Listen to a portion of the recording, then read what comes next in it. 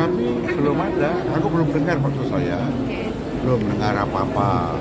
Yang saya dengar dari Mbak Puan ya, kalau soal ketemu Pak Prabowo dan Ibu ya pasti. Kata Mbak Puan. Kalau yang lain aku nggak tahu, Bos. Mbak Puan intens ya komunikasi dengan Yes. sangat Cukup intens. ya. Dengan ibu Ketua ya? DPR kan, kalau anak dengan ibu ya biasa intens. Kalau dengan Pak Prabowo kan karena ketua DPR. Kisi-kisi tempatnya nanti untuk pertemuan gimana? Lah kisi-kisi. Tempatnya itu bocorannya Kata kan gitu. tarik-menarik, ada apa di TU atau di di Menteng Hambalang kah, atau di bukan? Hambalang. Ini terus terang aja saya nggak tahu. Kalau saya nanti ngomong saya ngarang. Pasti saya bohong ya. Kan? Soal ada isu juga, Pak. Pelantikan MPRD ini kan Mas lebih banyak berkiprah itu di DPR dan ketua komisi 3 bidang hukum gitu ya. Kalau MPR kan lebih banyak ke isu-isu kebangsaan. Nah ini seperti apa penugasannya gitu Mas? Ya kalau kemarin kan sesungguhnya kan hukum itu kan justice ya, keadilan. Kemarin udah kita bicarakan bahwa gitu kan anatomy of justice-nya kayak apa. Oke, tapi kalau ini nanti kan saya pasti akan lebih banyak di MPR. Gitu loh. Jadi menjadi guardian of constitution ya. Ya, menyelesaikan hal-hal yang belum selesai. Itu aja yang mungkin masih perlu diskusi-diskusi tentang ketatanegaraan. Berarti akan fokus ke Jadi ya kan fokus misalnya apakah ya pantas sih misalnya Pak Prabowo ini bukan Pak Prabowo calon presiden atau calon wapres ketika sudah menang itu dilantik atas dasar keputusan KPU. Iya. Nah, kan Tidak itu kan jadi ya. tentang MPR. Tidak Ya, jadi. apakah setara KPU? Oh itu nanti mau dikaji lagi Mas? Nah, dikaji nanti kan didiskusikan. Nah, gitu didiskusikan. Ini kan cuman keberlangsungannya aja supaya lebih kuat. Kan presiden itu penguasa tunggal. Ya. Praktis sistem presidensial itu kan kayak penguasa tunggal aja. Semua kekuatannya kan di presiden kan itu.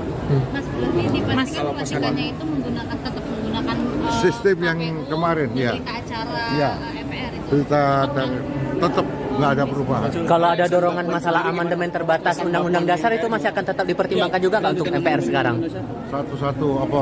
Masalah Amandemen kan? amandemen terbatas, rekomendasi untuk amandemen terbatas untuk Undang-Undang Dasar 45 itu apakah akan tetap Itu nanti. ditindaklanjuti? Itu sekarang fokus dulu ke pelantikan dulu dan pembentukan kabinet. Pilkada serentak kan begitu nih. Ada sisinya. Setelah itu akan ada waktu 5 tahun yang cukup panjang. Itu pasti akan banyak diskusi-diskusi. Kalau pesan Mas. Mbak Puan sendiri dibuat proposal di MPR gimana? Ya kan kalau itu kan sudah pastilah untuk datang. Apa yang PKRI lah. Konstitusi. Teruskan ide, bahasanya itu teruskan idenya Pak Taufik dan Mas lalu usulan Soeharto jadi pahlawan nasional fraksi PDIP di MPR sikapnya seperti apa? ini lah teruskan. Aku belum mendapat masukan apapun soal itu. Tetapi tugas saya meneruskan idenya Pak Taufik. Udah gitu loh perintahnya ya. Mas izin mau konfirmasi ada isu yang beredar bahwa Pak Basarah akan ditempatkan menjadi sekjen di PDIP dan Mas Hasto akan ditempatkan di kabinetnya Pak Prabowo nanti.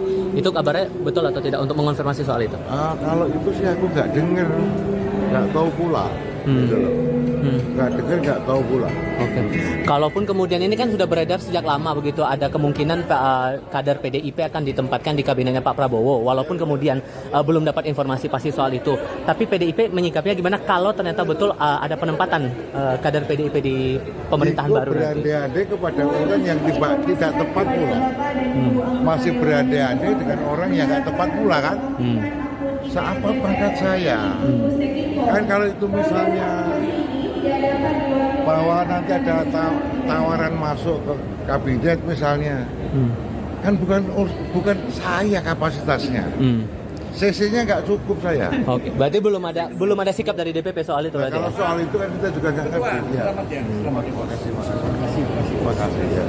Jadi jangan kau potong-potong nanti gitu loh. Oke. Ini harus overcall. Jadi ini bukan soal DPP ini. Jadi DPP belum misalnya susah loh.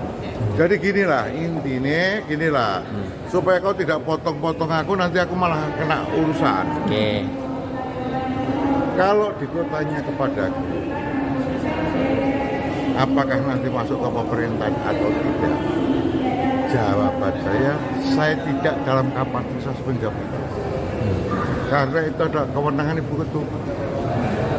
Oke, clear ya? Oke, itu aja lah, ayo.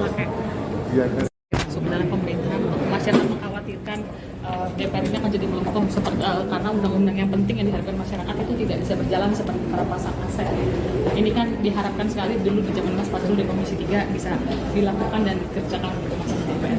Mungkin ada tanggapannya Mas?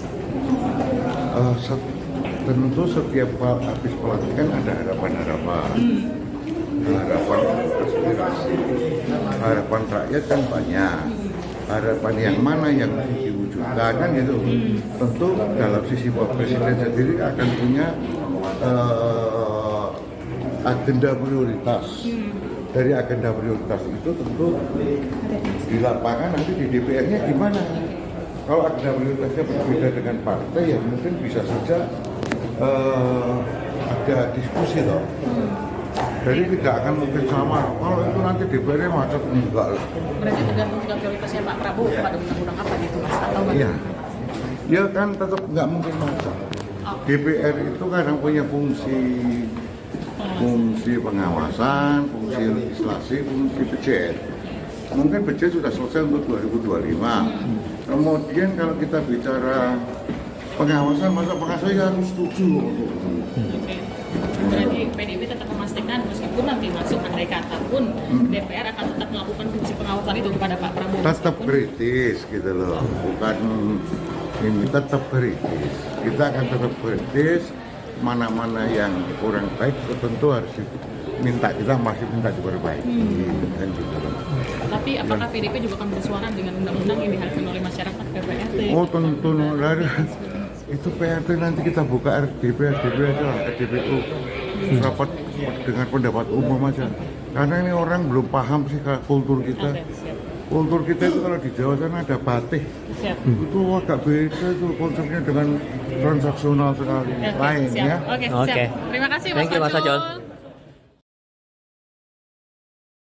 Menjunjung tinggi prinsip jurnalisme dalam setiap tayangan terbaiknya. Menghadirkan berita bernilai sebagai referensi. Gelar bicara yang tajam, Tidak, ini kan kebohongan dok. mengupas fakta demi fakta dan mendorong pencarian solusi. Serta investigasi yang mengungkap kebenaran.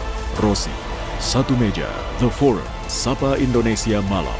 Nilu, ikuti semuanya bersama Kompas TV.